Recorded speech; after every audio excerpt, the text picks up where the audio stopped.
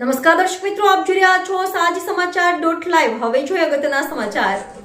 વિદ્યાદીપ યુનિવર્સિટીના આંગણે 3 ટકાઉ ભવિષ્ય માટે વિજ્ઞાન અને ટેકનોલોજી પર આધારિત 3 દિવસીય જિલ્લા કક્ષાનો બાળ વૈજ્ઞાનિક પ્રદર્શન વિદ્યાર્થી વૈજ્ઞાનિકોના ઉજ્જવળ ભવિષ્યને પ્રોત્સાહન આપવા માટે વિદ્યાદીપ યુનિવર્સિટીના આંગણે યોજાયું।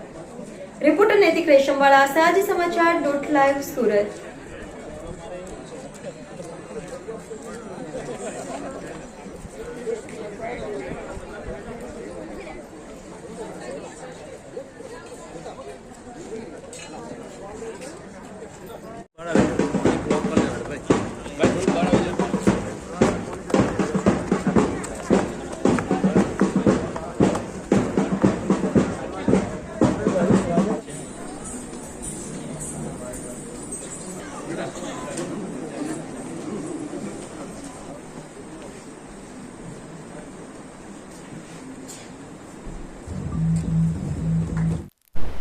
નમસ્કાર, મારું નામ દેસાઈ જિજ્ઞાસા, વિદ્યાદીપ શાળામાં પ્રિન્સિપાલ તરીકે ફરજ બજાવું છું। આજે અમારા કેમ્પસમાં બાળ વૈજ્ઞાનિક પ્રદર્શનનું આયોજન કરવામાં આવ્યું છે। તેનું ઉદ્ઘાટન વન સંરક્ષણ મંત્રી શ્રી મુકેશભાઈ પટેલના વરદ હસ્તે એમનું ઉદ્ઘાટન કરવામાં આવ્યું હતું અને સુરત જિલ્લા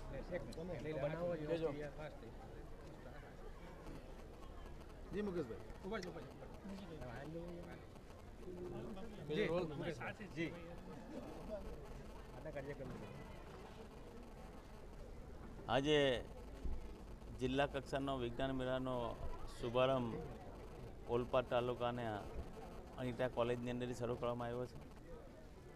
તાલુકા કક્ષાના વિજ્ઞાન મેળા યોજાયા બાદ જિલ્લા કક્ષાના વિજ્ઞાન મેળાનું આજે 200થી 205થી વધુ અલગ અલગ કૃતિઓ મૂકવામાં આવી છે પ્રદર્શનની અંદર। આપણે જોઈએ છે કે તમે અલગ અલગ જે સ્ટોલ પર જશો તો જે રીતે ક્લાઇમેટ ચેન્જની અંદર કયા કયા પરિવર્તન આવી રહ્યા છે, સફાઈની અંદર કઈ રીતના સફાઈ કરવી છે, આપણે જોયું છે કે વેસ્ટ વોટરને કઈ રીતના એનો ટ્રીટ કરીને ઉપયોગ કરી શકાય, ગ્રીન એનર્જીનો ઉપયોગ કઈ રીતના કેવી રીતના ગ્રીન એનર્જી થઈ શકે, આવીને અનેક પ્રકારની બધા પ્રદર્શન વિદ્યાર્થીઓએ મૂકવામાં આવ્યા છે। અને આ જ વિદ્યાર્થી આવતીકાલનો વૈજ્ઞાનિક છે। તમે જુઓ છો કે જે રીતે વિદ્યાર્થીનું જે ટેલેન્ટ છે અને જે રીતને બધી કૃતિઓ રજૂ કરી છે એના પરથી ખબર પડે છે કે એક સ્કૂલનો વિદ્યાર્થી આજે વૈજ્ઞાનિક સુધી પહોંચી શકે છે।